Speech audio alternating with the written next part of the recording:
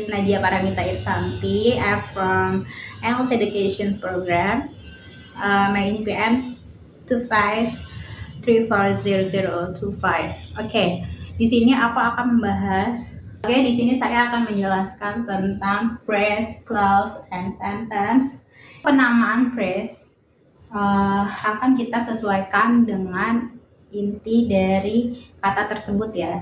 Sini penamaan phrase itu ada 5. Ada adjective phrase, noun phrase, verb phrase, preposition phrase, and adverb phrase. Nah, adjective phrase itu kata intinya adjektifnya itu ada di good. Lalu noun itu kata bendanya, nounnya adalah English. Sedangkan a very good itu kalimat penjelas yang menjelaskan noun tersebut atau English ini. Oke. Dan verb phrase itu kita contohkan dengan may want to borrow, di mana phrase itu frasa yang mengandung verb disebut dengan verb phrase. Di sini want to ya. Oke.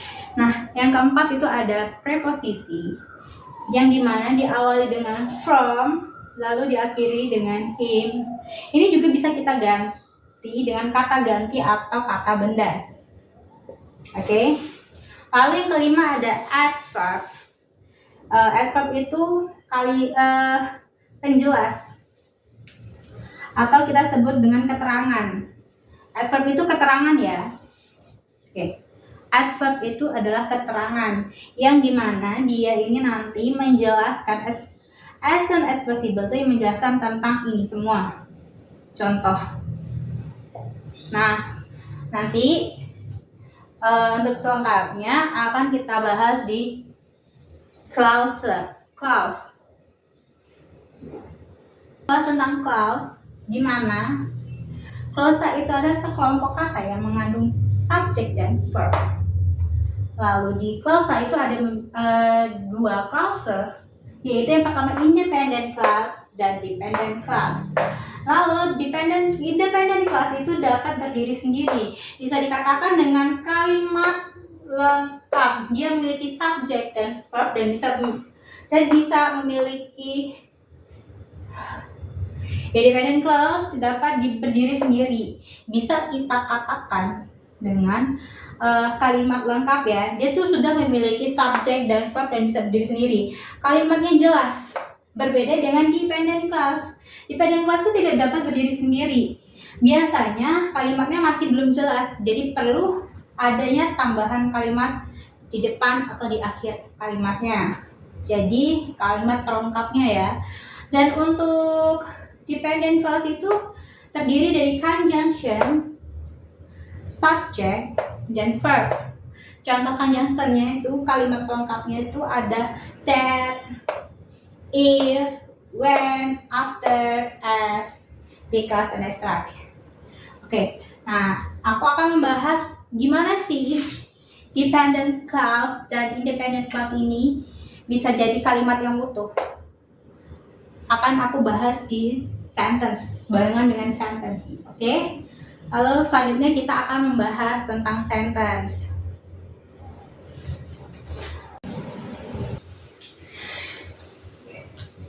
Yang terakhir aku akan membahas tentang sentence, di mana sentence itu adalah sekelompok kata yang memiliki makna atau arti yang utuh, atau bisa disebut dengan complete thought. Di sini contoh sentence-nya adalah I know a very good English book that you may want to borrow from him as soon as possible. Ini sudah disebut sentence. Ini sudah disebut sentence karena dia memiliki subjek,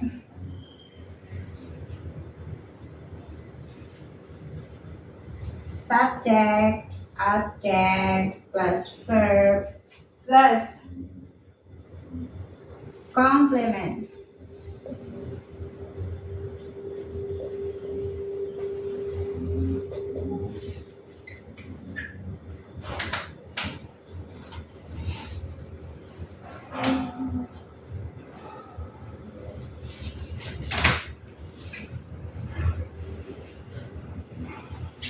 subject, object, verb, purpose, complement.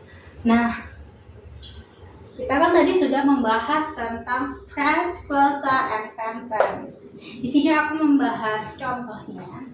Kita akan membedah apa sih itu frasa, contoh dari frasa, clausa, and sentence. Di sini kita sudah seperti yang kita bahas di frasa tadi, itu ada very good, ada a very good English, ada my want to go, ada from him, and as soon as possible itu disebut dengan frasa. Oke, lalu ingat nggak tadi? Apa tadi itu? Clausa independent. Clausa independent itu disebut clausa yang bisa berdiri sendiri. Berarti mana nih di kalimat ini yang dikatakan bisa berdiri sendiri sebagai clausa independent? Nih ya. Jadi clausa independent itu disebut ini. Ini adalah clausa independent. Main clause disebut main clause atau clausa independent yang kita ketahui ya.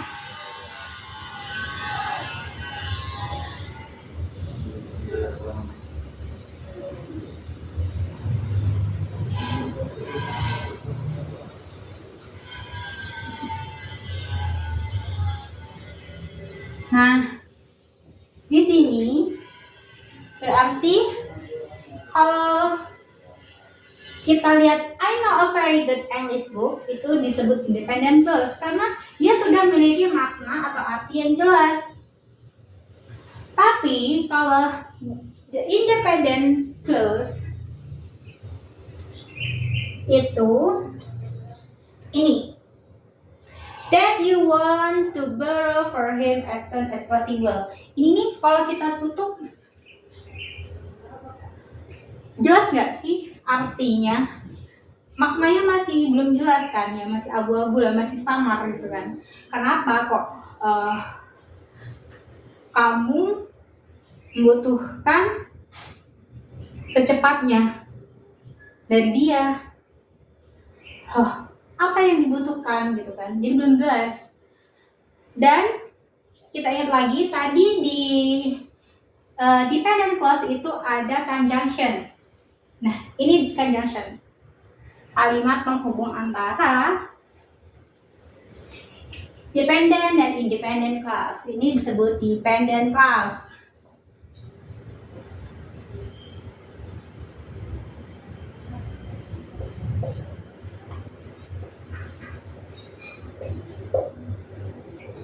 Nah, kalau udah kita satu ini antara independent clause dan dependent clause, bisa ini setelah disatukan bisa disebut dengan sentence.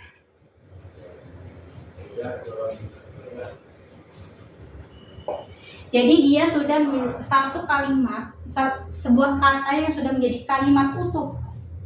Di mana ada subject, object, dan subject, object, verb, dan complementnya. Ini disebut dengan sentence. Sentence juga bisa diartikan sebagai di mana suatu kalimat utuh yang memiliki lebih dari satu clause, yaitu independent clause dan dependent clause. Jadi begitu. Sekian dan terima kasih atas perhatiannya. Wassalamualaikum warahmatullahi wabarakatuh.